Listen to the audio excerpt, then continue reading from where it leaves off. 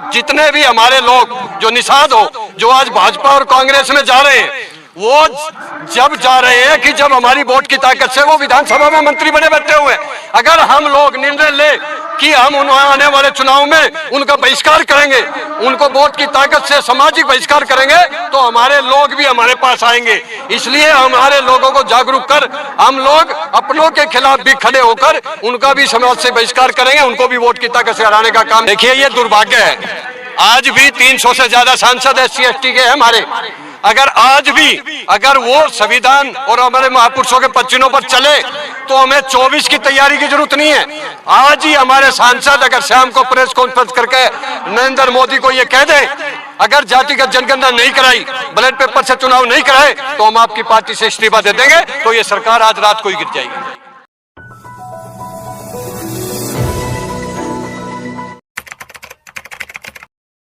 देश भर के सभी बहुसंख्यक समाज के संगठनों को एक मंच पर लाकर संयुक्त बहुसंख्यक समाज मंच के माध्यम से लगातार 9 महीने में तीसरी बार बहुसंख्यक समाज को एकजुट कर न्याय अधिकार सम्मेलन का आयोजन किया जा रहा है। और आज इस सम्मेलन के अंदर पूरे भारतवर्ष से सभी बहुसंख्यक समाज के संगठनों के प्रतिनिधि और समाज के जितने सांसद हैं वो भी अभी आने वाले हैं, और समाज के लगभग हजारों की संख्या में बहुसंख्यक समाज के क्रांतिकारी साथी मातृशक्ति सब आए हैं।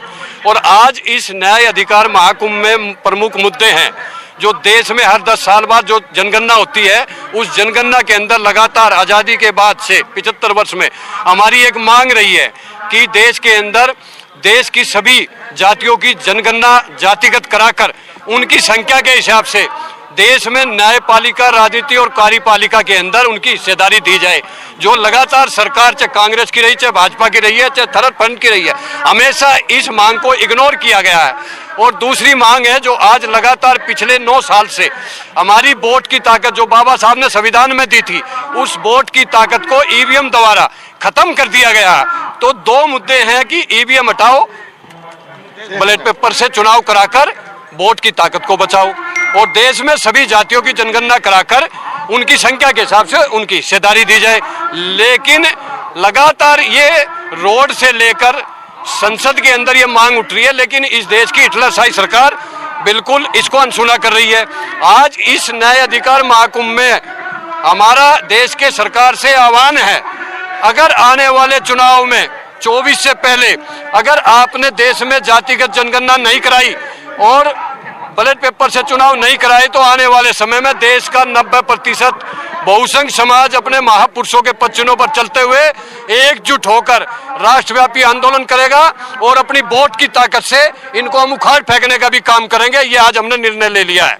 इंडिया वर्सेस इंडिया हो गया है, क्या लगता है इंडिया नाम रखकर ये जो है विपक्ष का मास्टर स्ट्रोक है? देखिए, इंडिया, भारत और इंडियन हिंदुस्तान सब एक ही देश का नाम है, वो है भारत देश। और उस भारत देश के एक गुलदस्ता है, हिंदू, मुसलमान, सिख, ईसाई सब भाइयों की से भारत देश बना है। इसलिए लड़ाई है आज शोषितों और वंचितों की, जिनका हक अधिकार छीन रहा, जिन बहन बेटियों की इज्जत लूटी जा रही है, जिनका आरक्षण छीना जा रहा। बाबा साहब ने जो संविधान बनाकर हमें हक अधिकार दिया था, आज उस संविधान को तोड़ा जा रहा। कहीं ना कहीं आज जातिगत जनगणना इसलिए नहीं कराते हैं कि 75 वर्ष के अंदर वही 10% के मनुवादी लोग जो हमारा हक अधिकार छीनकर आज कब्जा जमाए बैठे हैं, उनकी पोल खुल जाएगी। इसलिए लगातार ये सरकार हमारी मांग को अनदेखी कर रही है। लेकिन अब SC ST OBC माइनॉरिटी के लोग रोड पर उतर गए हैं, चाहे वो मध्य प्रदेश हो, छत्तीसगढ़ हो, चाहे कश्मीर से कन्याकुमारी, अटक से कटक, दक्षिण से पश्चिमी तक। आज देश के अंदर जय भीम, नमो बुद्धाय के नारे गूंज रहे हैं। और SC ST OBC एकता जिंदाबाद के साथ हम लोग आने वाले चुनावों में राष्ट्रव्यापी आंदोलन खड़ा करेंगे और इस सरकार को उखाड़ फेंकने का काम करेंगे। बड़े नेता हैं, मायावती हैं, अखिलेश यादव हैं, चंद्रशेखर हैं, स्टालिन हैं, इतने बड़े बड़े नेता हैं और सभी जिन लोगों का मैंने नाम लिया वो शायद मुख्यमंत्री रहे अपने दौर के, तो क्या वो लोग मिलकर एक मूवमेंट नहीं बना सकते सर, या एक उस पर नहीं आ सकते क्या? देखिए, ये दुर्भाग्य है, आज भी 300 से ज्यादा सांसद SC ST के हैं हमारे। अगर आज भी अगर वो संविधान और हमारे महापुरुषों के पच्चीनों पर चले, तो हमें 24 की तैयारी की जरूरत नहीं है। आज ही हमारे सांसद अगर शाम को प्रेस कॉन्फ्रेंस करके नरेंद्र मोदी को ये कह दें, अगर जातिगत जनगणना नहीं कराई, बैलेट पेपर से चुनाव नहीं कराए तो हम आपकी पार्टी से इस्तीफा दे देंगे, तो ये सरकार आज रात को ही गिर जाएगी। लेकिन हमारा दुर्भाग्य है कि हमारे ही लोगों ने हमें ठगने का काम किया है। अगर आज हमारे लोग हमारी आवाज को विधानसभा लोकसभा में उठाए तो आज हमारी जातिगत जनगणना क्या, संविधान क्या, बैलेट पेपर से चुनाव क्या, लेटर एंट्री के द्वारा जो आज IPS IAS बनाया जा रहा है वो सब रुक जाएगा और हमारे हक अधिकार मिल जाएंगे। लेकिन आज सरकार से ज्यादा हमारे लोगों ने भी हमारे लोगों को छला है।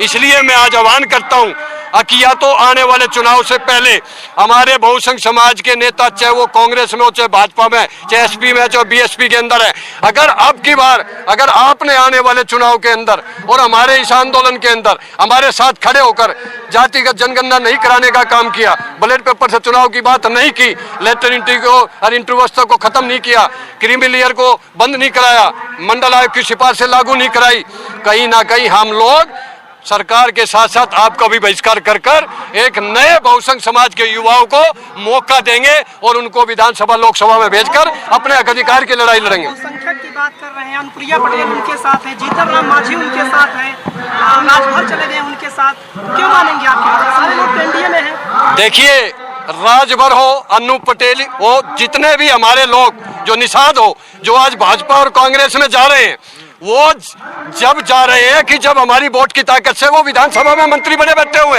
अगर हम लोग निर्णय ले कि हम आने वाले चुनाव में उनका बहिष्कार करेंगे, उनको वोट की ताकत से सामाजिक बहिष्कार करेंगे, तो हमारे लोग भी हमारे पास आएंगे। इसलिए हमारे लोगों को जागरूक कर हम लोग अपनों के खिलाफ भी खड़े होकर उनका भी समाज से बहिष्कार करेंगे, उनको भी वोट की ताकत से हराने का काम करेंगे।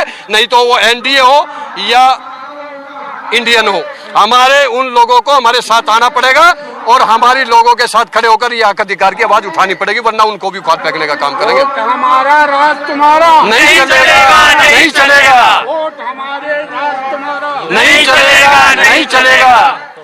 नीतीश कुमार लालू यादव के नेतृत्व में इंडिया बना है जब तो, लेकिन जो विपक्ष के सत्ता पक्ष की ओर से लगातार कहा जा रहा है कि कुछ चोरों का दल। देखिए, आजादी से पहले जिन लोगों ने अंग्रेजों और मुगलों के खिलाफ लड़ाई लड़ी, देश की आजादी की और उनकी गुलामी कबूल नहीं करी, उनको बागी करार कर दिया था। और आज इस देश के अंदर जो शोषित और वंचितों को चारपाई पे बैठने का हक दिया, वोट डालने का हक दिया, बहन बेटियों की इज्जत बचाने का हक दिया और 90 के दशक में उनको कुएं में पानी का भरने का हक दिया था, तो वो लालू यादव जी, मुलायम सिंह यादव, नीतीश कुमार ने दिलाया था। इसलिए उनको वो बागी बोलते हैं, उनको भ्रष्टाचारी बोलते हैं। लेकिन कहीं ना कहीं उन लोगों की देन है जो आज हम आपके सामने बोल रहे हैं। अगर वो नहीं होते तो आज शोषित और वंचित जो बिहार, उत्तर प्रदेश के अंदर, अदर स्टेटों के अंदर अगर आज आवाज उठा रहे हैं, बहन बेटियां खुलकर बोल रही हैं, तो लालू यादव और मुलायम यादव का बहुत बड़ा रोल रहा 90 के दशक के अंदर। इसलिए ये ED CBI से हम लोग डरने वाले नहीं है। हम लोगों ने निर्णय ले लिया है कि अब एकजुट होकर हम लोग आने वाले विधानसभा लोकसभा चुनाव में वोट की ताकत से बहुसंख्य समाज के 90% लोग इनको उखाड़ फेंकने का काम करेंगे। हिटलरशाही सरकार को यह निर्णय ले लिया आज हमने। कैसे लड़ेंगे? उनके साथ 38 दल है। देखिए, दल 38 है, लेकिन हम 1 अरब 10 करोड़ है, वो 38 वहां कहीं नजर नहीं आते। अगर हम 90 करोड़ में से 18 करोड़ लोग इकट्ठे होकर वोट दबा दे तो हमारा प्रधानमंत्री होगा। इसलिए 38 की और 26 की हमें कोई जरूरत नहीं है। हमें जरूरत है अपने बाबा साहब फूले, परियार, लालू यादव, मुलायम सिंह के जो भक्त है उनको एकजुट इकट्ठा कर कर एक मंच पर लाकर उनको अपनी वोट की ताकत और उनको हक अधिकार की बात बताकर अगर हम लोग खड़े हो गए 24 के अंदर, तो हमें न 38 की जरूरत है न 26 की जरूरत है। हम लोग देश का प्रधानमंत्री बनाकर खड़ा कर देंगे। ओबीसी एकता, देखिए अब ये क्या उसकी शुरुआत है। आज दिल्ली का ऐतिहासिक रामलीला मैदान में क्या हो रहा, उसी की तैयारी हो रही है।